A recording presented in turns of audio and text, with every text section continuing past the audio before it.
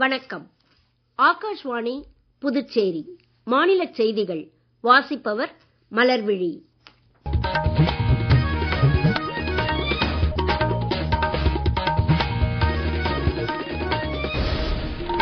தலைப்புச் செய்திகள். உலகமே இந்தியாவை நம்பிக்கையுடன் எதிர்நோக்குவதாக பிரதமர் திரு நரேந்திர மோடி தெரிவித்துள்ளார்.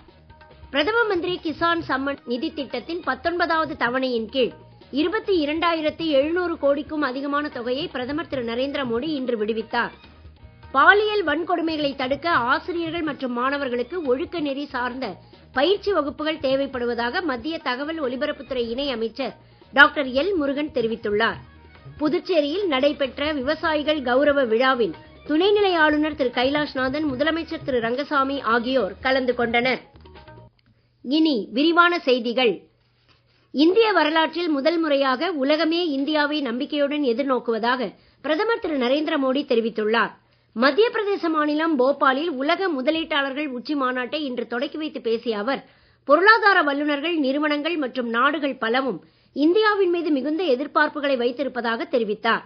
உலக வங்கி உட்பட சர்வதேச நாடுகளின் முக்கிய நிறுவனங்கள் யாவும் இந்தியா வேகமாக வளர்ந்து வரும் பொருளாதார நாடு என்று தெரிவித்துள்ளன என்றார். நமது நாட்டின் மீது உலகிற்கு ஏற்பட்ட இந்த நம்பிக்கை மாநிலங்களுக்கும் நம்பிக்கையை அளித்துள்ளதாக அவர் கூறினார். ஐநாவின் பருவநிலை மாற்றத்திற்கான அமைப்பு சூரிய சக்தி உற்பத்தியில் இந்தியா முன்னோடி நாடாக விளங்குவதை சுட்டிக்காட்டியுள்ளது என்றும் திரு மோடி குறிப்பிட்டார்.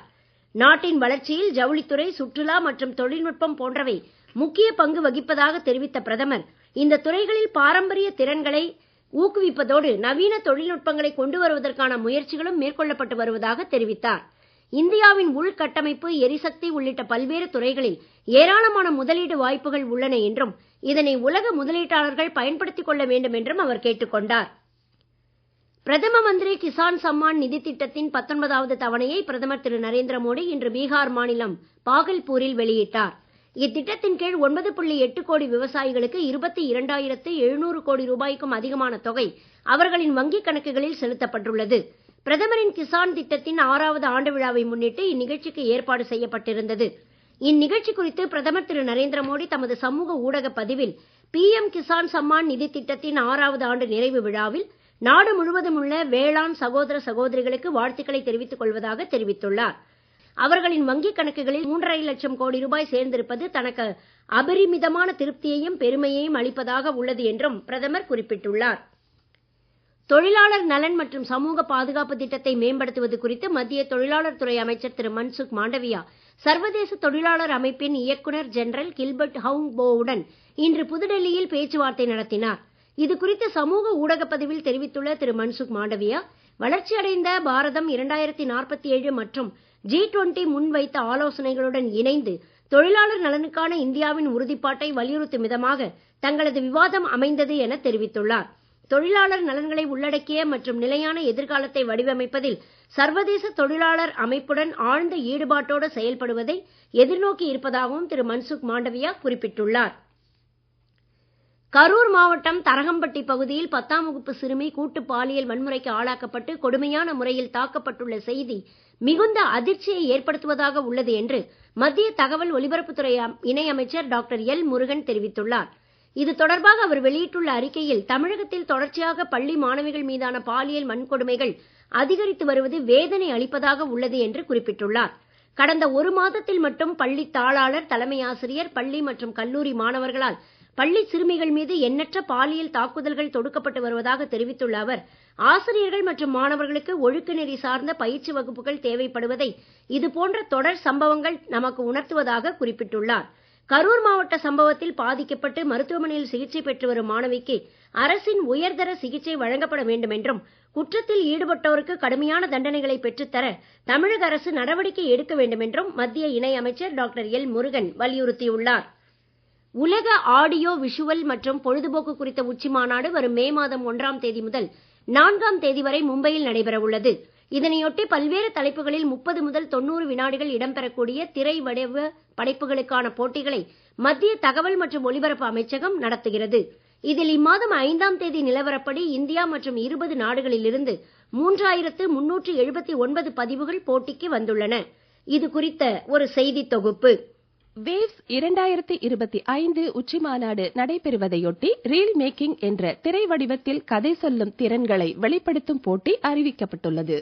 இந்திய இணையம் மற்றும் மொபைல் சங்கமத்துடன் மத்திய தகவல் ஒலிபரப்பு அமைச்சகம் இணைந்து ஏற்பாடு செய்துள்ள வீடியோ படைப்பாளர்களுக்கான இந்த போட்டியானது படைப்புக்கான எல்லைகளை தாண்டி பரிசோதனை செய்யவும் புதுமைகளை வெளிப்படுத்தவும் இந்த நவீன டிஜிட்டல் யுகத்தில் ஒரு வாய்ப்பை ஏற்படுத்தி கொடுக்கிறது. இந்த போட்டியானது இந்தியா ஊடகங்கள் மற்றும் பொழுதுபோக்குக்கான உலகளாவிய மையமாக உருவெடுப்பதை உறுதி செய்வதாக உள்ளது. பிரதமர் திரு நரேந்திர மோடியின் இந்தியாவில் உருவாக்குவோம் என்ற தொலைநோக்கு பார்வைக்கு வலிமை சேர்ப்பதாகவும் வேவ்ஸ் 2025 உச்சி மாநாடு அமைகிறது. வரும் மார்ச் மாதம் 15ஆம் தேதிக்குள் படைப்பாளர்கள் தங்கள் படைப்புகளை அதற்கான இணையதளத்தில் பதிவிட வேண்டும் என அறிவிக்கப்பட்டுள்ளது. இதுகுறித்து மேலும் விவரங்களை wavesindia.org என்ற இணையதளத்தில் விரிவாக தெரிந்து கொள்ளலாம். நீங்கள் கேட்டுக்கொண்டிருப்பது மாநில செய்திகள். ஆகாஷ்வாணி செய்திகளை நேயர்கள் உடனுக்குடன் தெரிந்து கொள்ள எமது புதுச்சேரி மண்டல செய்தி பிரிவின் சமூக ஊடகங்களான @airnews_புதுவை என்ற எக்ஸ் பக்கத்தையும், all India radio news Puducherry என்ற Facebook பக்கத்தையும், @RNU புதுச்சேரி என்ற யூடியூப் சேனலையும் அணுகலாம். எமது டெல்லி ஆகாஷ்வாணி செய்தி பிரிவின் NSD சமூக ஊடகங்களான @airnews_alerts என்ற எக்ஸ் பக்கத்தையும், ஆல் இந்தியா ரேடியோ நியூஸ் என்ற Facebook பக்கத்தையும், News Alerts என்ற இன்ஸ்டாகிராம் தளத்தையும், news on air official YouTube சேனலையும், நியூஸ் ஆன் ஏர் செயலி மற்றும் இணையதளத்தையும் அணுகலாம்.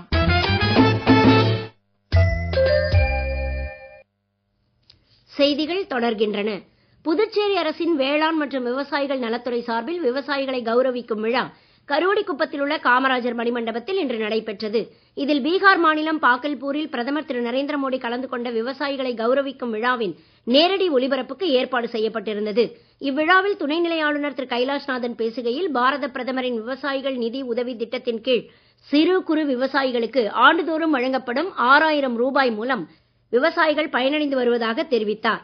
பிரதமரின் பயிர் காப்பீட்டு திட்டம், விவசாயிகள் தங்கள் விளைபொருட்களை இடைத்தரகர்கள் இல்லாமல் விற்பனை செய்ய ஈனாம் திட்டம் போன்ற பல்வேறு திட்டங்கள் விவசாயிகளின் நலனை மேம்படுத்த மத்திய அரசால் செயல்படுத்தப்பட்டு வருவதாக கூறினார்.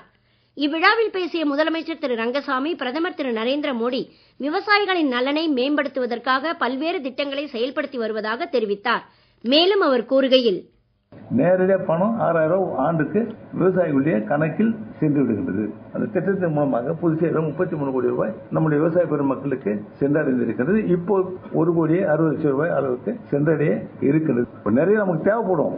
ஆனா அரசாங்கம் முழுவதுமா செய்யுமா செய்ய முடியாது.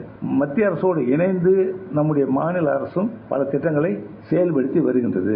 எல்லா பிரிவை சார்ந்த மக்களுக்கும் சென்றடைகின்ற திட்டங்கள் நம்முடைய மாண்பு பாரத பிரதமர் அவர்கள் கொடுத்துக் கொண்டு இருக்கின்றார். அது யாரும் மாறுபட்ட கருத்தாக சொல்ல முடியாது. பிரதமர் திரு நரேந்திர மோடி இன்று விடுவித்த 19வது தவணை நிதி உதவி வழங்கும் நிகழ்ச்சியில் புதுச்சேரியை சேர்ந்த 8015 பேருக்கு 2000 ரூபாய் வீதம் 1,60,30,000 ரூபாய் அவரவர் வங்கிக் கணக்கில் நேரடியாக செலுத்தப்பட்டுள்ளது. பிரதமரின் விவசாயிகள் நிதி உதவி திட்டத்தின் கீழ் பயன்பெறும் விவசாயிகள் சிலர் நமது செய்தியாளரிடம் பேசுகையில், என் பேர் தண்டமான், புதுவை மாநிலம் அரியாம்பம் கொம்மின்னு அபிஷேகம் கிராமத்திலிருந்து வந்திருக்கேன். எல்லா விவசாயம் ரொம்ப சந்தோஷமா இருக்கிறதுக்கு ஒரு பெரிய காரணமும் பிரதம மந்திரி கிசான் நிதி. இந்த பிரதமர் எங்களை ஊக்கப்படுத்தி விவசாயியும் ஒரு மதிக்கிறன்ற ஒரு சந்தோஷத்துல எல்லாருக்கும் அது ரொம்ப இதா இருக்குது. இந்த நிதி முன்னேற்றத்துக்கு பெரிய வழிவகுக்கும் என்றது என்னுடைய நம்பிக்கை. இது மேலும் மேலும் விவசாயிகளுக்கு நன்மை தரும். ரொம்ப சந்தோஷமான விஷயம். விவசாயிகளுக்காக செய்யற இந்த நிதி லேபர்ஸுக்கு புதுசா மெட்டீரியல் வாங்கவும் அது எங்களுக்கு பெரிய உதவிகரமா இருக்குது. பேர் மாலதி, பூரணாங்குப்பம் கிராமத்துல வசிக்கிற ஒரு விவசாயி.